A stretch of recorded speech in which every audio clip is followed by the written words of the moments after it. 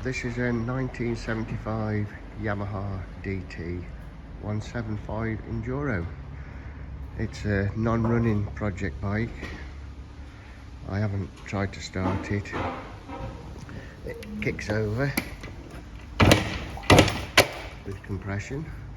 There's no ignition coming on. Could be flat battery, carbs, whatever.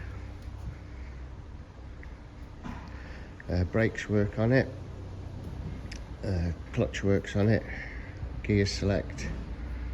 It's got 9,500 miles on the clock.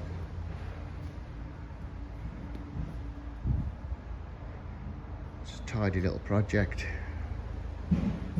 So I haven't had it running, but I haven't tried. It's because I've got such a lot of bikes, and I've got a few other things to do as well.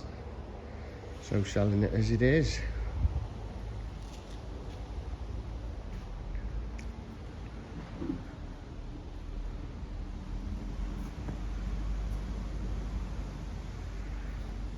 Well, if you're interested, it'll be on eBay.